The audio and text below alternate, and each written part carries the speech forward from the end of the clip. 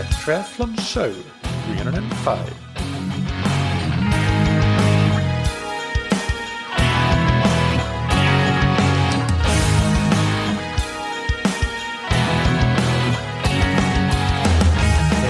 What's up, everybody, and welcome back to another episode of That Triathlon Show, the podcast presented by scientifictriathlon.com. I'm your host, Michael, and on today's episode, I interview Dr. Chris Myers. Chris is an endurance sports coach and co-author of the book Triathlon Training with Power, which is soon to be released if you listen to this episode as it comes out. And if you listen a few days later, it'll probably already be readily available. This book brings together training with a power meter in not just cycling, that a lot of us are already used to since quite a long time, but in swimming and running as well. And we will discuss a number of topics here today, ranging from equipment, use cases, training tips, and so on and so forth. I will link in the show notes and the episode description to the book, which, as I said, is available for pre-order now for a few more days. And from October 1st of 2021, it should be released and available fully. But before we get into the interview with Chris, big thanks to our sponsors, Precision Hydration. Precision Hydration create electrolyte products that you can match to how you sweat, and Precision Fuel products that makes it easy to hit your numbers. They also provide a fantastic amount of information on their blog, in their newsletter, and in interviews I've done on the podcast with founder Andy Blow on topics such as how to fuel and hydrate to optimize performance in long races, in hot or humid conditions, how to avoid cramping, how much energy to consume, and more. There are some great free tools on the Precision Hydration website, like the online sweat test, the quick carb calculator, and you can even book a free one-on-one consultation with an expert from the team. Use the promo code ThatTriathlonShow15 to get 15% off your first order on precisionhydration.com. And thank you to Roka. Roka produces exceptional quality triathlon wetsuits, tri-suits, swim skins, goggles, performance sunglasses, as well as prescription eyeglasses and sunglasses. If you want to go faster in the water or on the bike, a Roka wetsuit or tri-suit might be for you. Or if you just want to have a more comfortable, functional, and stylish pair of eyeglasses, then look to that eyewear range. Let's talk briefly about the Gen 2 Elite Aero tri-suit, which is Roka's tri-suit model. This suit was developed and perfected based on wind tunnel testing and real-world testing on the road as well as in the water. It is designed to provide the optimal balance of aerodynamics, function, and comfort from sprint to full-distance triathlons. And just like the Roka wetsuits, it comes with arms-up technology for maximum mobility when swimming, so it won't constrain your swimming even one little bit. Visit roka.com/TTS for 20% off your entire order. Now, without any further ado, let's get into the interview with Chris Myers. Welcome to That Triathlon Show, Chris. How are you doing? Doing well. How are you doing, Mike? Doing very well, thank you. Can we start by you giving us an introduction to yourself? It's been a while since you've been on the show before, and we have plenty of new listeners, so it's worth getting a little bit of an introduction here. Definitely. So I'm Dr. Chris Myers. I'm a master coach with Peaks Coaching Group. I'm also the lead triathlon coach for Peaks as well. If you don't know, Peaks Coaching Group is run by Hunter Allen, who wrote, Cycling with Power many years ago with Dr. Coggin. It's the same gentleman there. Worked with him for years. Right now, I'm in Germany, and I'm the Human Performance Optimization Program Coordinator for United States Air Force Europe Tactical Operations, the TACPs out here. And so I do that during the day, and I coach triathlon by night. All right. And you are about, or as this episode goes out, your book will already be released. You have written a new book. So can you tell us a bit about that? Yeah. So a couple of years ago, I was approached with someone to say, hey, you know a lot about triathlon. Why don't you write a book? And it's kind of hard, right? Because there's a lot of books out there, a lot of great books. Friel has got the Coaching Bible. You just name it, a lot of the big names out there. But the one thing that was missing is the application of power to all three sports. And it's only until recently that we now start having devices, our technology's caught up to have power in swimming, biking, and running. And that's the goal of the book, is bringing power theory to all three sports in a way that anyone can pick up the book and start utilizing it, understanding why to use it, how to use it, and more importantly, the analytics that go with it to help improve your training program. Yeah. So the way that I understand this is that you mentioned there Hunter Allen and Andrew Coggan's training racing with a power meter. This is almost like the triathlon version of that book. What that book was for cycling, this book might be for triathlon. That is correct. And honestly, I co-wrote the book with Hunter. So you'll get a whole new bike chapter written by Hunter Allen himself. Right. Great. So I think that we might just dig into some topics here on a sort of discipline by discipline basis. So let's start with the swim. How do we measure power in the swim? Well, honestly, that is still an emerging area. So there's two on the market right now. There's two ways. You have it in the water and on land. On land, the best way is with the Vasa trainer. That's really the only one out there at this point. And the Vasa trainer is a swimming ergometer. So if you imagine yourself on a rowing machine, just swimming. And so it's the same concept, but it has a built-in power meter, and it gives you your wattage and left and right power balance. So you can see if your right arm is pulling better than the left, or what your efficiency numbers, stuff like that. Now, in the water, there's not a power meter per se, but there's a force meter. And that's the Smartpaddle produced by Trainesense. And I say it's a force meter because there's a distinct difference between a power meter and a force meter. But it with just a little bit of mathematics, you get to the same end state of watts if you want to get into power. But the Smartpaddle is a force meter that allows you to see the force you generate as your arm goes through the 5 phases, at least in the front quadrant, right? The 5 phases of the stroke cycle as it's going through the water and through the air. And then you're also able to track based on the direction of the forces that the meets. You can look at the arm direction from the X, Y, and Z axes without even being there. So, for example, if I were to have you throw on these paddles, Mike, and go into your pool, though we're a couple of countries away, I could actually see the force that you're generating and how your arm is tracking through the water. Yeah, no, I have actually used that Smartpaddle a couple of times, but it's been a couple of years since last time. So, this product has come up in a fairly recent interview before as well. So, I actually been thinking about it quite a bit recently. That just personally it would be cool to test it again and see how it's maybe evolved since last time I used it, but also definitely for coaching purposes. So, why don't you tell me a bit more about that Smartpaddle, and how are you using it in coaching somehow? Are you getting your athletes to use it, or? Yeah, I am. So what I do is I will ship this to my clients in the States or here in Germany. And so each package comes with with 2 paddles. What they do is they're very small. They just sit on the tips of the fingers. So you have 2 little paddles. I mean, again, they're not very big, and they're Bluetooth technology, so they link directly to your phone. Up to this point, they don't connect to the Garmin, and I don't know if they're going to in the future or not. But knowing where everything goes, it's going to link up to a watch somehow, some way. But you have a band; it just sits over your 2 fingers like this. It's very small, and if you look right here on the white, right here, this is where the water flows through. And inside here is where that force meter is. And so it's able to read the flow of the water. And that's how it's able to force. And then so every time you come back to the phone and it reads out of the water, it does a data dump to the phone. So it's almost real time data.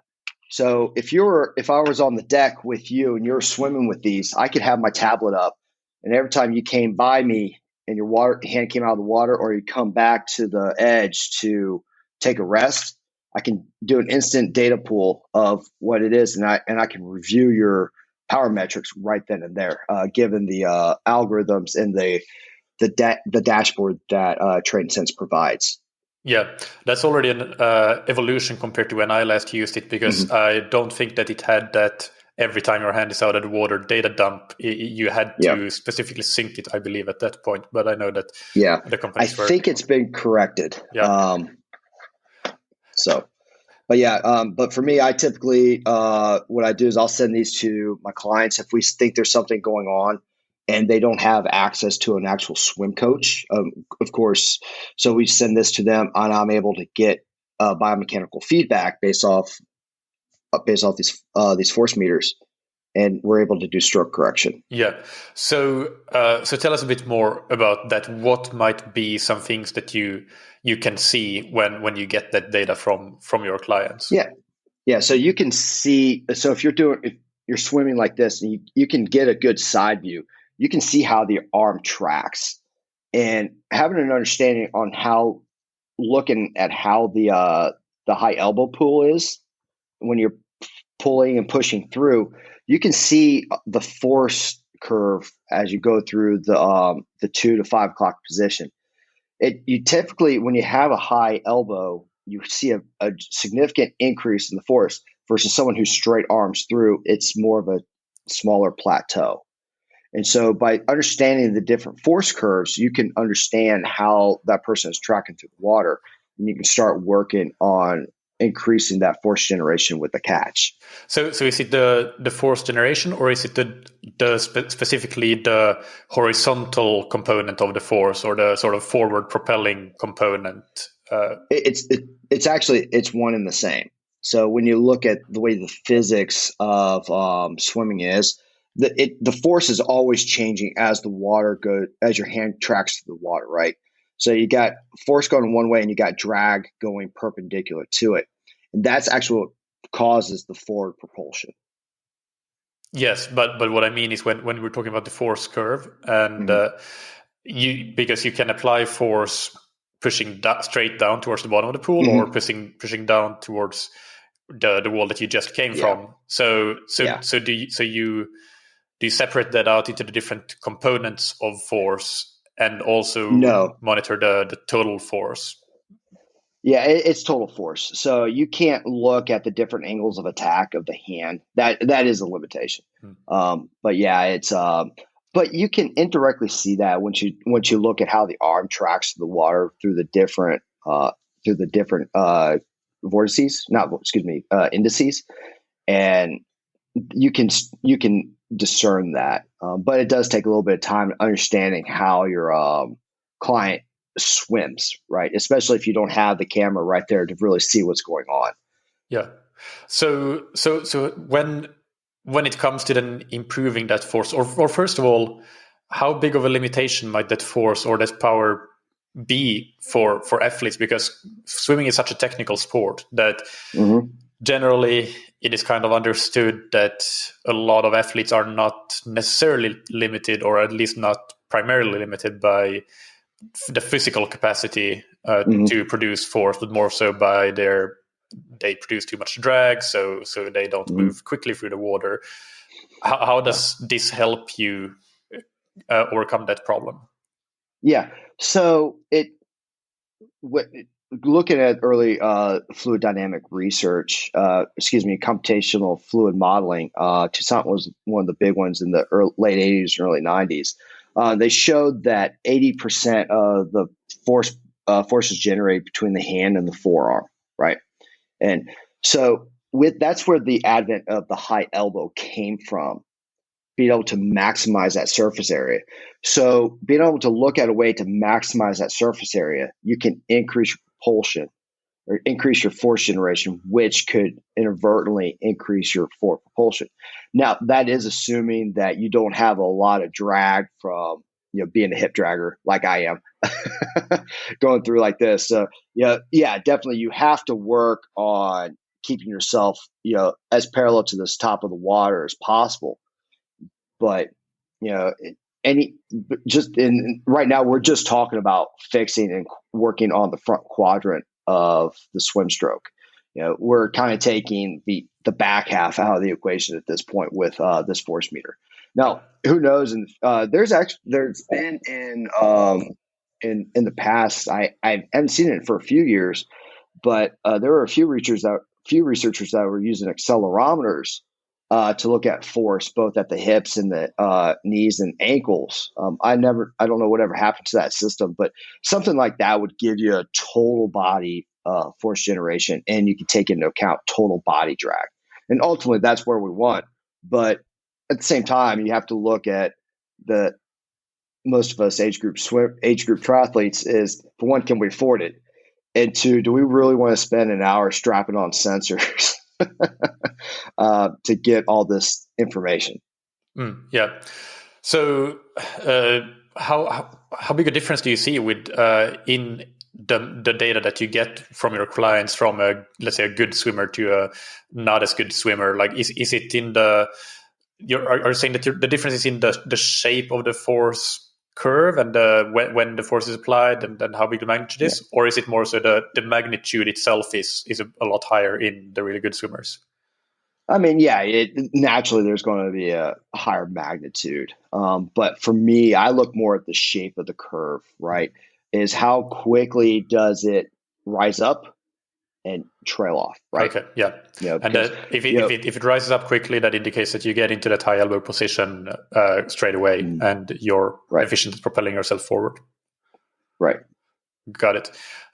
Great. And what about the Vasa trainer then? As you mentioned, now of course there has been a time when a lot of people have not have access to pools, so it has been a great tool for athletes. Is it something that even before the pandemic, before pool closures, you were using with your clients, or recommending to get that specifically for complementing their swim training? Yeah, I mean, it's one of those items. It's cost versus benefit, right? Again, they're a great item, and there's a couple of different versions of the Vasa trainer out there. But the one with the power meter does cost about anywhere between $1,900 and $2,500, if I'm correct. So it's definitely a significant investment, but it is one of those investments where it's a big return on your money, because what happens is it gives you that tactile feedback on working through the extension, catch, push, and pull phase of the freestyle swim stroke. But you can even use it for fly, back, and free as well.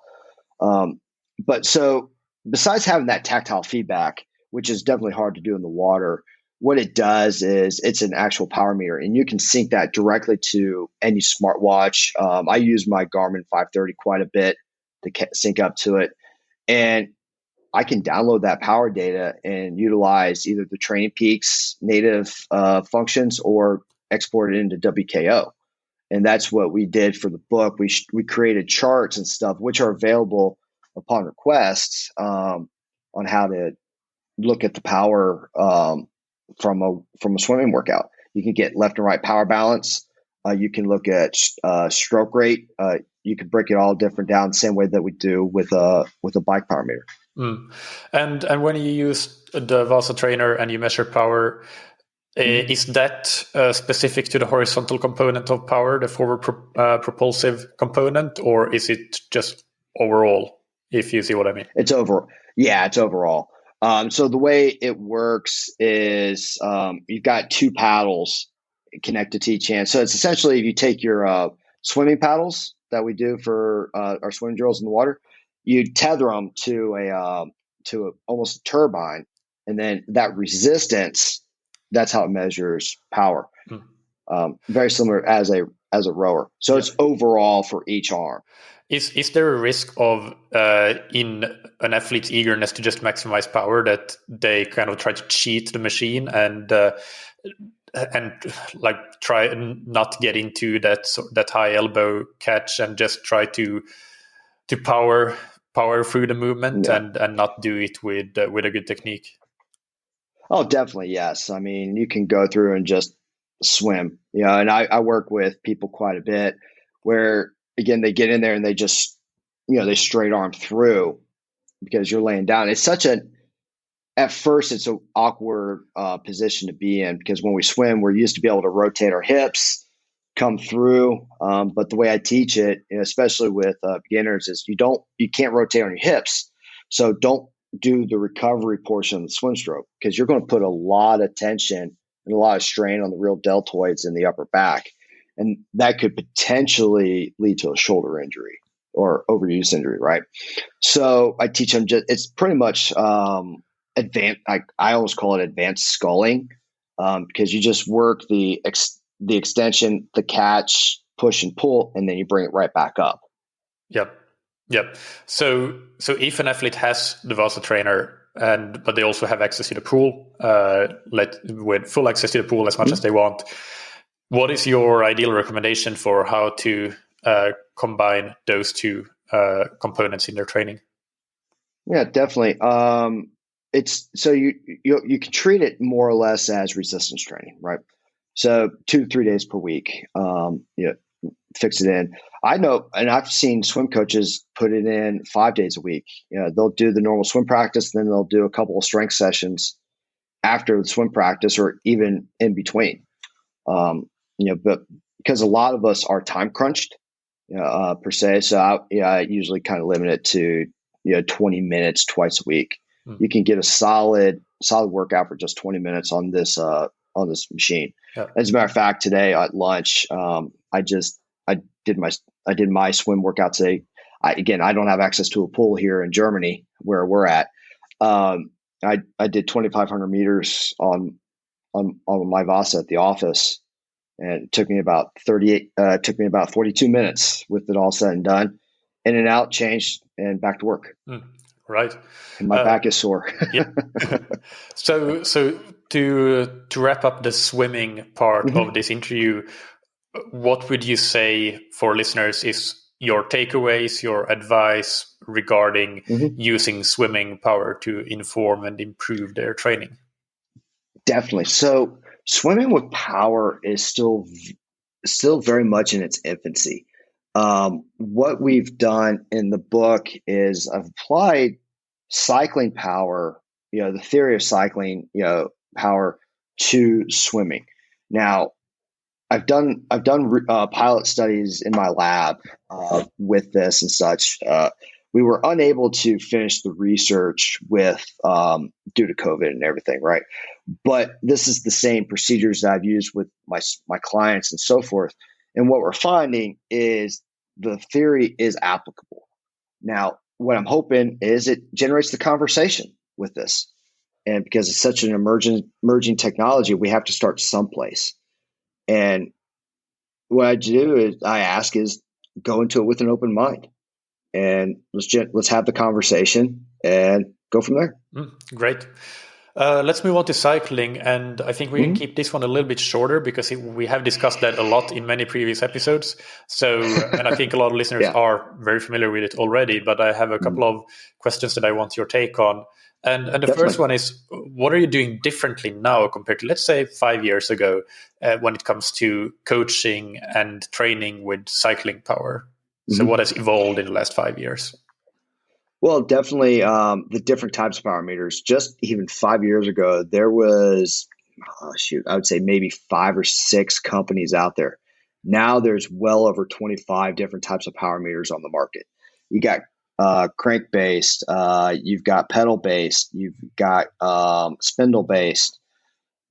We are losing the hub-based just due to Power Tap kind of being bought out, but that's the big ones. And also the price on power meters has gone down significantly. Before, SRM, still leading industry provider. I remember when they were about $2,000. They've come down half that price now with better technology, better life, battery life, stuff like that. But we are now getting true left and right power balance. So we can see it used to be an omnibus type of power output where they just measured the overall. Now you can look at the differences between your right leg and left leg. So for example, on my tarmac behind me, I've got the P2 power pedals on it. So I can see what my right foot generates versus my left foot. And you combine those together, that's when you get your total power output. But so from there, we can see dead spots. We can see, how much power you're generating on the down and the upstroke as well versus between each leg. And so I guess better to answer it is the way I coach it now versus 5 years ago is more on the analytics side, because the training theory really hasn't changed too much. We've had some differences depending on who you talk to. A couple years ago, you had the standard anticogun levels. Now you have the possibility of the individualized anticogun levels. USA Cycling has their own levels. But they're all relatively the same. But the big difference is on the analytics, especially with the advent of WKO4 and 5 and some of the other platforms like Final Surge, Golden Cheetah, and stuff like that.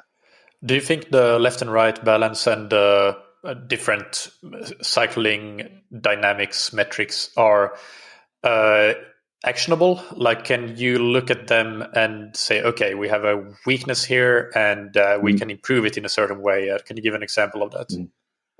Yeah. So, for example, let's say you're doing your FTP test. You're doing your 20-minute FTP test, and we see that your left leg is producing 55% of your force of your power versus the right leg is producing 45%. So, of course, there's a variation, right? I typically keep it within a 3% plus or minus of each other, but that's a 5%, right?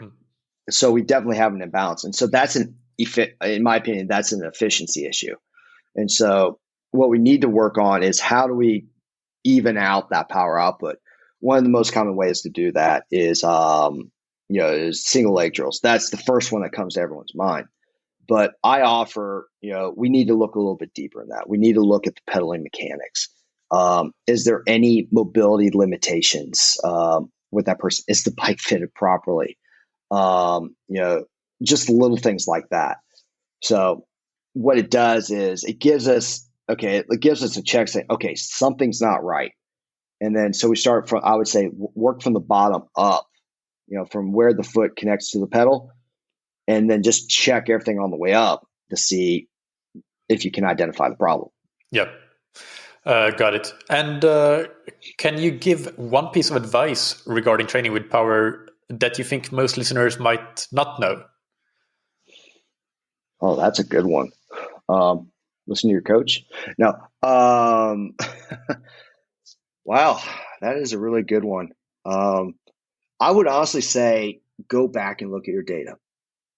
Take a few minutes and look at the data and see how you're performing on your key workouts, because that will give you insight if you're improving or not. Got it.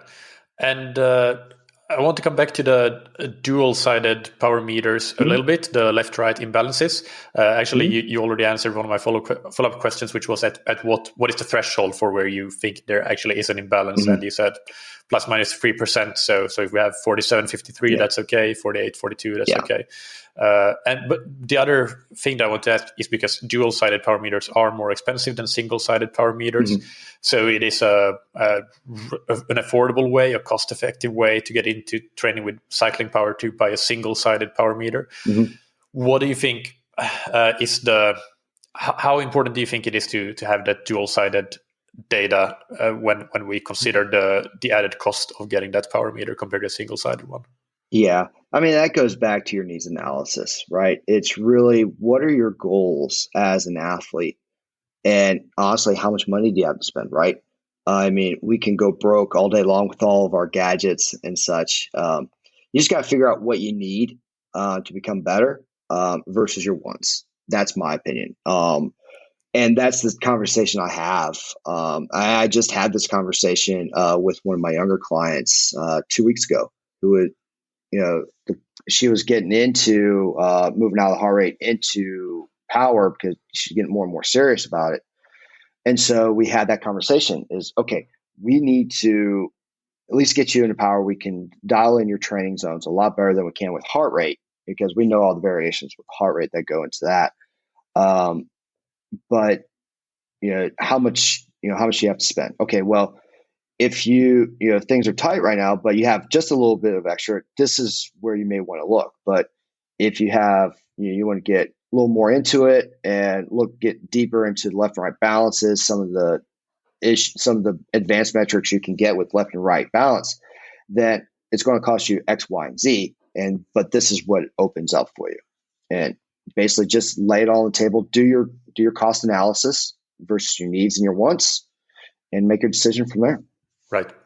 And so I have a sort of pet theory of mine, but maybe you might want to call it a hot take, which is that sometimes, or a lot of athletes tend to get a bit too fixated on power on the bike to the degree that they are missing out on benefits from, for example, training with heart rate, even training with speed. Like at the end of the day, we train to go the fastest from point A to B.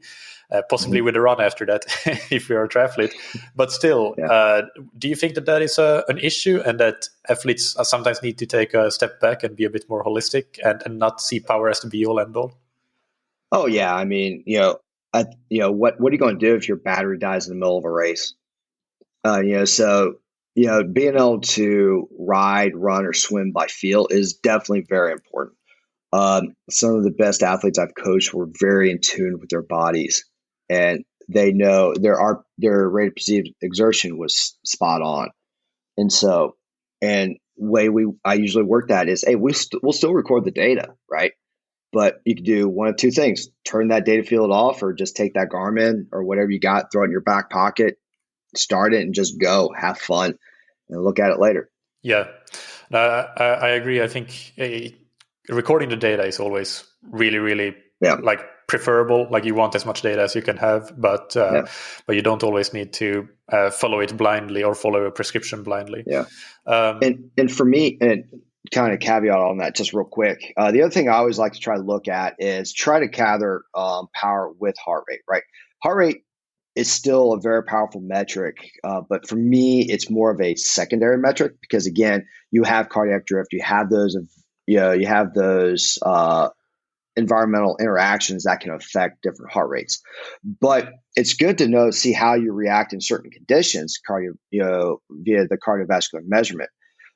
But it's also good to know like what your threshold heart rate is. And so if you're doing a time trial effort for, let's say you're doing an Olympic distance, you want to push as close up to your threshold as you can, but you don't want to cross it. One way to do that is also to look at your heart rate, because eventually it's going to start drifting, right? And so maybe at that point you need to start backing off your power a little bit to bring the heart rate back down, because something's going on, something's affecting your cardiovascular system some way, somehow. Yeah, no, I think that racing is actually a great example of when heart rate can often be actually better than power, because heart rate is different. Well, power is different depending on how fresh you are for an A versus B versus C race and so on. But heart rate, if you have a significant amount of race experience, then you know that, okay, I generally can't do more than whatever heart rate for, let's say, an Olympic distance bike. So if you're 5 beats per minute above that, then it's unlikely that you will have a good race or even be able to sustain that heart rate. So I actually use heart rate quite a bit in race prescription for my athletes. Right, and it was an interesting conversation I had with Ryan Bolton last year. One of the things that he mentioned to kind of look at is, especially coming out of for like iron distance and stuff, or as you're coming into like the final kilometers of the bike leg, is actually kind of kick up your heart rate a few beats, right? To get ready for that increased load of the run. It helps make that T2 a little bit easier. And that was an interesting take, and it works very well. Yeah, yep. All right, so let's move on to running. And just start by telling us what does running power mean? What are we measuring when we're measuring running power? This is a bit controversial, I guess, a little bit. Or it is. So there's a couple. So power is work divided by time. Yeah, in physics, P equals work divided by time. Joules per second. Because yep, exactly. So there's a time component with it. So it's then when you break out work, then you got to break it out into the force equation, right? So at least in cycling, power equals force times cadence. That's what it is. Running is slightly different. Cycling, in running, it's F equals ma. Force equals mass times acceleration. And so your running power meters tend to be more accelerometers, accelerometer based versus, pure force based like the swimming and the bike power meters are. And that's why it's important, for example, with your stride, always keep your body weight consistent, up to date into it, because it affects the F equals ma equation. Oh yeah, so just chiming in here when you say stride, for if listeners are not aware, that's the main running power meter company out there.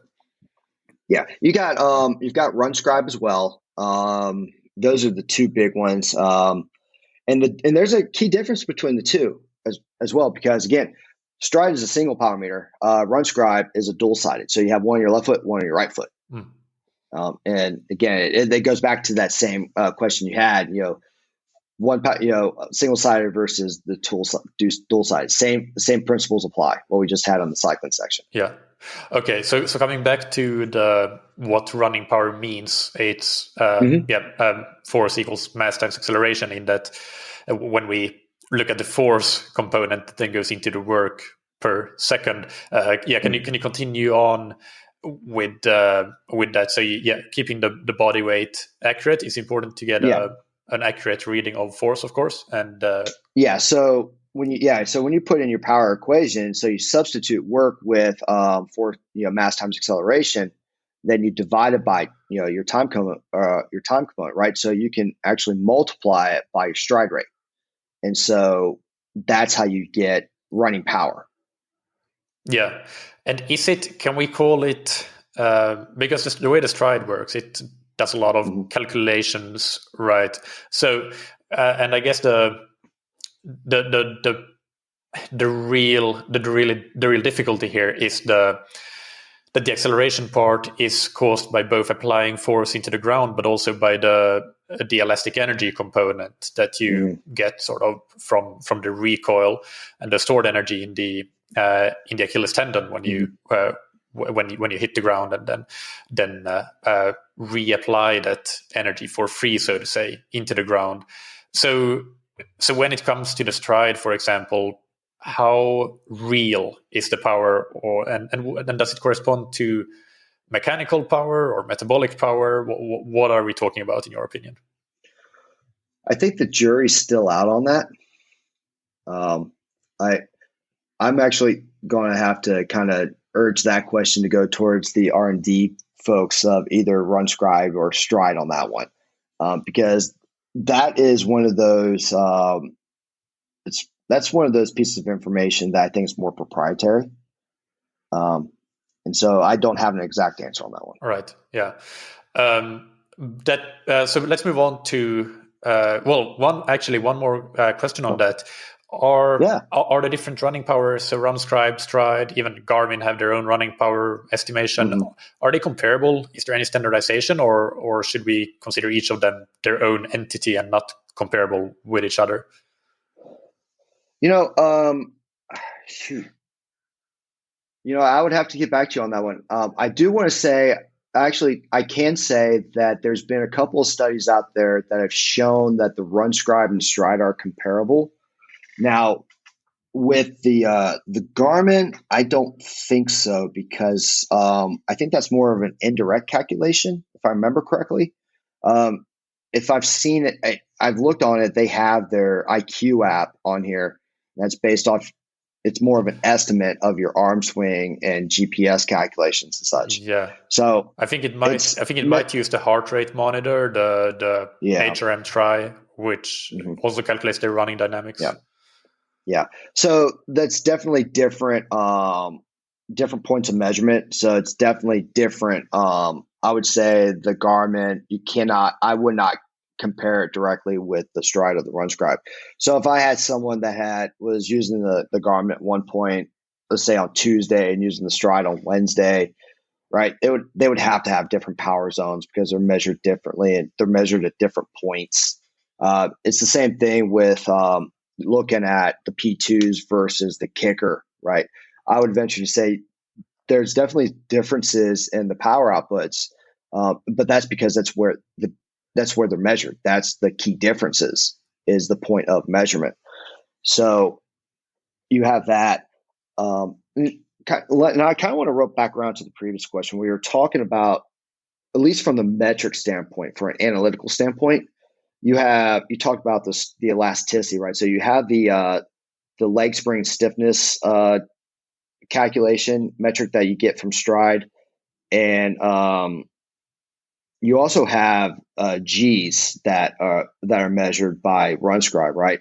So interestingly enough, you have you have a couple of different components when you look at running. You got your G curve essentially, right? So you have your impact G's, which is kind of the length of the entire curve, and then you have the break, which is the height of the curve, right? So you have these two different horizontal and vertical components, and they range anywhere between 4 and 13 G's, depending on which source you're looking at. And so if you have a higher end, a higher G, say on the impact, you're more prone to a certain type of joint injury versus with the impact, with the braking G's, which again, if that's higher, you tend to see more knee injuries with that as well. So again, there's this kind of a sweet spot between the two. But with the RunScribe, even though you measured the G's, I haven't looked at it in at least in about a year. You didn't really have the LSS metric or the leg spring stiffness, which you had that with the Stride as well, and where they're comparing not the elasticity, but the malleability of the muscle to like a spring, which is what you were saying. And as you get more and more fatigue, the stiffer and stiffer you get, thus that number increases over time. And so if you follow that on a race, you're seeing that you're accumulating fatigue and your form is starting to suffer. That's kind of the thought process between those two. Yeah. I don't know because I haven't really looked into this in detail, but it's just that with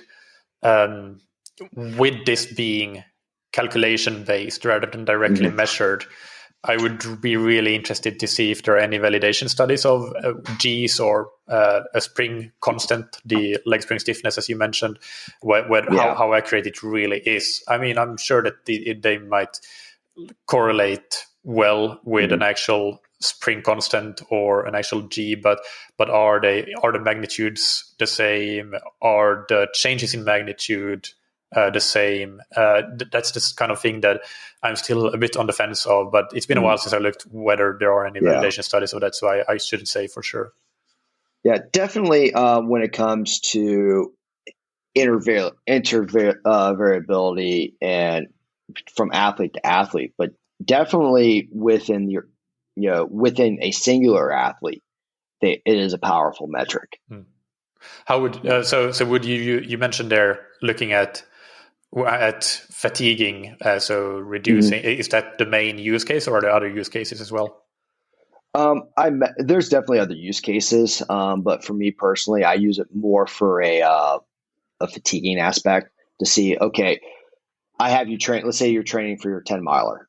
And so this is your first 10 miler, but we've gotten you up to 5 miles, but then we can start seeing, okay, things start falling apart after 5.5 miles.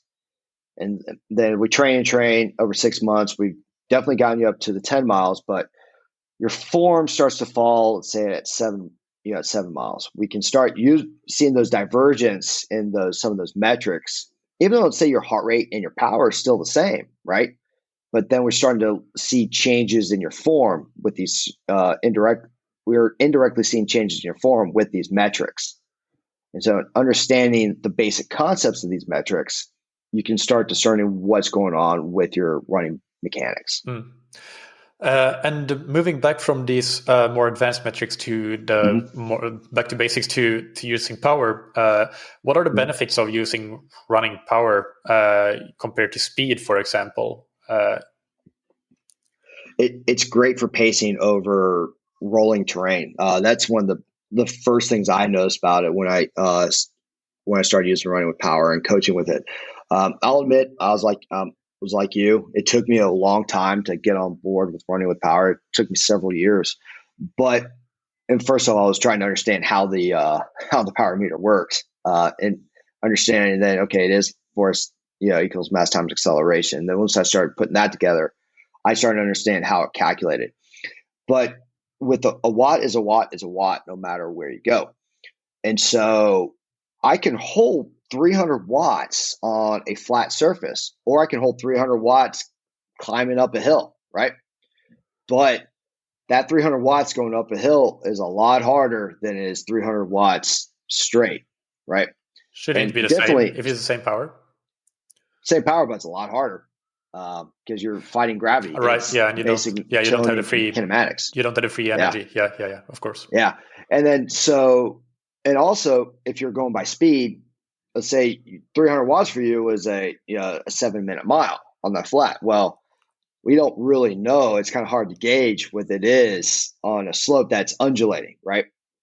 And so having a watt, that can help you with your pace. Even though you're slowing down on that hill, you still have a metric that you can help slow you down, so you're not going into the red and burning matches and so forth. Yeah. No, I totally agree. I do use running power, and I've been using it for a long time. So it's not that I'm against it, but I think there are still some things that shouldn't be trusted blindly. Like it is still, as you say, a bit proprietary and a bit of a black box. And there are some things there that I think we just need a bit more validation around. Yeah, agreed. What about running economy or efficiency? Can that be deduced somehow with running power? That's something that we see some talk about, and again, a bit, I guess, controversial. Yeah.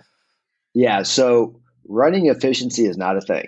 I'll say that right now. It's running economy. So running economy is the efficiency of how you utilize oxygen, and so that's where it kind of gets mismatched. But it is a running economy, and so how well your biomechanics are, how well your muscles contract and stuff like that, your breathing rate, how hard you're working, all of that ropes into your running economy. And that's one of the good things that I liked about running with power, even with cycling with power and swimming with power, is you can get some of these advanced metrics. And with running power meter, you get your basics, you get your power, you get your stride rate, you get your cadence, your stride length, but you also get vertical oscillation, horizontal oscillation, LSS, leg spring stiffness. You get a myriad of different metrics, and we talk about this in the book. We devote an entire chapter with case studies on breaking down these different metrics and what they mean and how they can apply to different components of your running gait and how that can help improve your running economy. Yeah. Just to go back to the running economy, the unit, just for listeners, milliliters of oxygen per kilogram body weight per kilometer is the commonly used way to measure it in terms of units. And then are there situations, or in what situations do you use running power as a primary metric? In what situations might you not use it and use something different, like heart rate or pace or RPE even? Yeah, so it goes back to your original question in cycling, right? When is a good way to put away the power meter or cover it up? I do like to primarily train with power because, again, it gives a consistent metric no matter the type of terrain, unless you live in Panama City like I used to, where it's pancake flat. Your pace is going to change, and that could be very difficult to really kind of work out. And yeah, we can estimate normalized pace, stuff like that can help with that. But I do like to use wattage because it is a consistent measurement, no matter the type of terrain. But there's a lot to be said to, again, putting away, covering up, or just changing the data screen. Just keep it on your timer and just go, and then look at the data later. So you can understand how your body feels at certain intensities. You become a little more in tune with it. And there's a lot to be said to even still training with pace. Pace is still a very powerful metric. But again, it's not as susceptible to stuff like heart rate is, but it is still susceptible to terrain changes, to wind. The wind at your back versus to your front, that's going to make a big difference.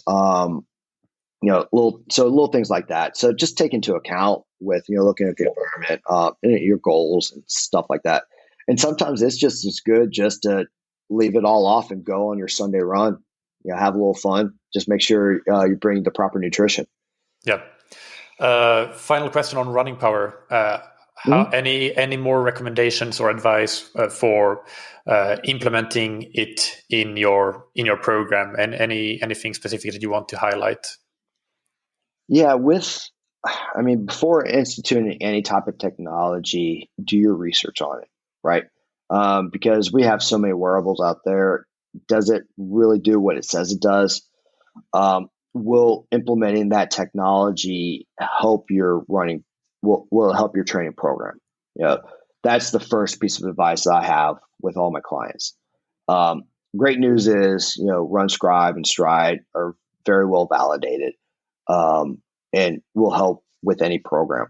And I Gander say the Garmin power meter is as well. I've just never played with it, so I don't know with it. Got it. Now let's move on to a couple of general questions just around coaching. And the first one is just any advice, not necessarily related to training with power, but your top 3 tips for age group triathletes or endurance athletes that want to improve their performance. Yeah, first off, do your needs analysis. Do an honest assessment of yourself in the sport, right? Identify your goals. Are they attainable, tangible, and realistic, right? Yeah, and for example, like I want to go win Ironman in 6 months. Probably not going to happen. Probably not even happen in 2 years. So, and again, do you have the time to do that training, right? It's just being able to do that, understanding, are your goals, are you setting too high of a goal for yourself? You want to set a goal that's challenging, but still more often than not achievable. That's the first thing. Second is do your injury analysis. Are you susceptible to certain types of injuries? Do you have muscular imbalances? Like for me, I've had 4 knee surgeries on my left knee, 3 ACL reconstructions. Probably doing a full Ironman trying to win it's probably not the best idea. So little things like that. And then go into doing your field testing and just do some basic testing to understand your strengths and limiters within all 3 sports and tailor your program around what you've learned through your needs analysis. And that'll set you, you'll be steps ahead of your opponents just by doing just a quick analysis following those three basic categories. Great. I really like that, the injury analysis. That's something that hasn't really been mentioned as a specific sort of, this is something that you should do. And I think that's super important for many different reasons. But a lot of people, even if they don't have a background in endurance sports necessarily, they might have a team sports background or a resistance training background, and they know they might have a certain propensity to injuries through that. And then it's really important to be able to take that into account when it comes to, for example, planning how much you should run is a major one. But of course, depending on your injuries, it could just as well be related to your swim and your cycling training, even though the run is the most common one to cause injuries. So that's one that I think is really good tip to do when you start a new program or you change your program or just get into the sport for the first time. Next, and then the second, the second one I would like to throw in there is, so you do your needs now. Second is program recovery. Don't embrace recovery days, embrace recovery weeks. So much in triathlon, we just go. But it's those recovery days and those recovery weeks is where you make your gains. The body has to recover from all the work that you've been doing. So if you're doing speed work for 2 weeks, well, you're not going to get any better unless you let the body recover from that work that you've done. And so that's the other thing I would say to our audience. Excellent. And next, what would you tell yourself from 10 years ago, if you could go back to yourself and as a coach to a slightly younger coach? You wrote a book? That's the first thing I would say. No, it's have confidence in yourself. It's, don't be afraid of failure. I remember my first clients, I was afraid to, give them bad advice. But it's, this area is there's so much education, so much experience with it, but there's just as much failure and trial and error, because my physiology is different than your physiology versus, Hunter's physiology, right? We all react different to different training paradigms. And so being a coach, know different paradigms, increase your toolbox. And so what you think may work for you, you know what? You could be wrong based off your needs analysis. Your approach may be wrong. Adjust with it. That's fine. And just, be upfront with the client. Say, hey, you know what? What I thought was wrong, I want to try this based on what I'm seeing with X, Y, and Z. And what's one thing within coaching or endurance training that you are currently learning about, curious about, or fascinated by, and why? Oh, wow. Actually, glucose monitors. The advent of Super Sapiens on the market and soon to be Signos.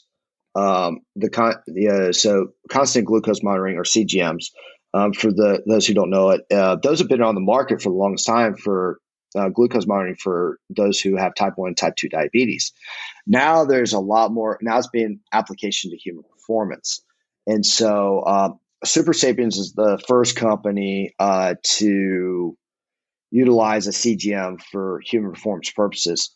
Signos is now coming through and utilizing it for some human performance, but also weight loss as well. And so understanding how you react to certain foods, certain gels, the different spikes in there versus a constant flow. So for example, goo will give me a huge spike. UCAN gives me a small little spike. Same way does the new CIS beta fuel drink mix. So understanding how you react to certain things really can help tailor your nutrition a lot more.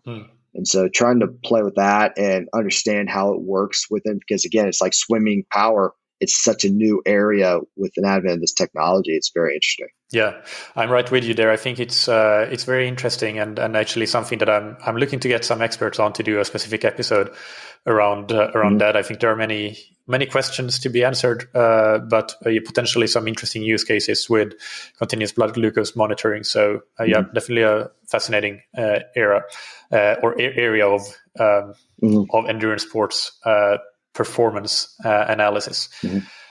Finally, let's just mention where can listeners find your book? What's the name of it again? And when will it be released? It will probably be out by the time they hear this episode. So the book is Triathlon Training with Power.